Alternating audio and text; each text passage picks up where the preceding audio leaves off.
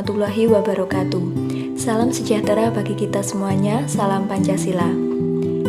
Hari ini kita akan mempelajari topik kedua, yaitu tentang peran Indonesia dalam perdamaian dunia. Mungkin beberapa di antara kalian bertanya, apa pentingnya suatu negara atau Indonesia ikut serta dalam perdamaian dunia?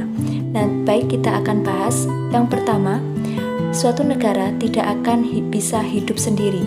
Kenapa? Karena suatu negara memiliki keterbatasan, baik keterbatasan sumber daya alam maupun keterbatasan sumber daya manusia. Oleh karena itu, suatu negara sangatlah penting menjalin hubungan dengan negara lain atau menjalin kerjasama internasional. Alasan Indonesia melakukan hubungan internasional dilatar belakangi oleh dua landasan. Yang pertama, landasan konstitusional di dalam pembukaan Undang-Undang Dasar 1945 alinea keempat yang berbunyi melindungi segenap bangsa Indonesia dan seluruh tumpah darah Indonesia, dan untuk memajukan kesejahteraan umum, mencerdaskan kehidupan bangsa, ikut melaksanakan ketertiban dunia. Yang kedua adalah landasan ideal sila kedua, kemanusiaan yang adil dan beradab. Peran serta Indonesia dalam melaksanakan perdamaian dunia dapat dilakukan melalui organisasi internasional. Organisasi internasional merupakan suatu organisasi yang dibuat oleh anggota masyarakat internasional secara sukarela dengan bertujuan menciptakan perdamaian dunia dalam tata hubungan internasional. Ada beberapa organisasi internasional yang diikuti oleh Indonesia. Yang pertama yaitu ASEAN. ASEAN merupakan suatu perhimpunan kerjasama regional bangsa-bangsa di kawasan Asia Tenggara. Landasan pembentukan ASEAN: 1. Adanya kepentingan dan permasalahan bersama di antara bangsa-bangsa Asia Tenggara. 2. Mengadakan landasan yang kukuh bagi usaha bersama dalam memajukan kerjasama regional di Asia Tenggara. 3. Dalam dunia yang semakin bergantung, maka kebutuhan negara satu sama lain saling bergantung pula. 4. Adanya kepentingan dan permasalahan bersama di antara bangsa-bangsa di Asia Tenggara.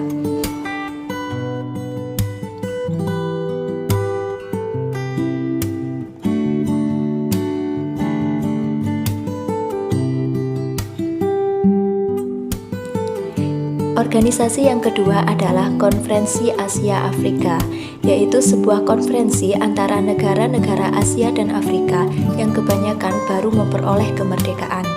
Dalam organisasi internasional KAA atau Konferensi Asia Afrika menghasilkan 10 Dasasila Bandung yang berisi tentang pernyataan mengenai dukungan bagi kedamaian dan kerjasama dunia.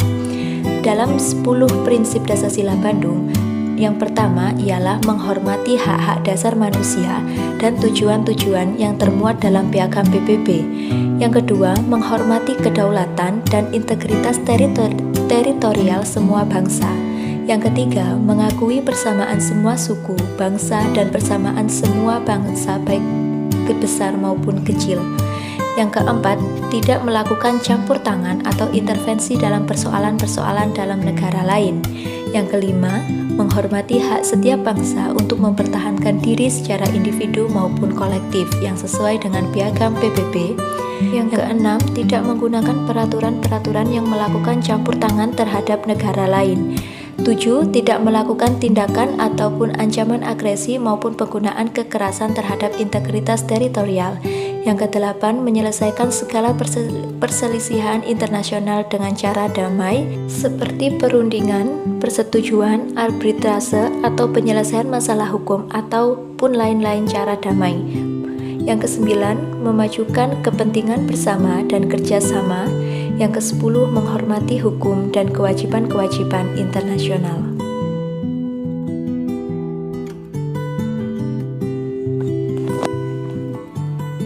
Yang ketiga adalah PBB atau United Nations, merupakan organisasi yang menghimpun negara-negara di dunia untuk mewujudkan perdamaian dunia dan mengadakan hubungan kerjasama antar negara anggota. PBB memiliki beberapa tujuan, diantaranya 1, yaitu memelihara perdamaian dan keamanan internasional. Yang kedua, memajukan hubungan persahabatan antar bangsa berdasarkan asas-asas persamaan derajat, hak menentukan nasib sendiri, dan tidak mencampuri urusan dalam negeri negara lain. Yang ketiga, mewujudkan kerjasama internasional dalam memecahkan persoalan internasional di berbagai bidang. Yang keempat, menjadikan PBB sebagai pusat usaha dalam merealisasikan tujuan. Yang kelima, meningkatkan kerjasama internasional untuk memecahkan masalah internasional di berbagai bidang. Yang keenam, mendorong untuk menghormati hak asasi manusia dan kemerdekaan bagi semua bangsa tanpa membedakan suku, agama, ras, budaya, agama. 7. Menjadi pusat penyesuaian dalam melakukan tindakan bangsa-bangsa untuk memelihara keamanan dan perdamaian dunia.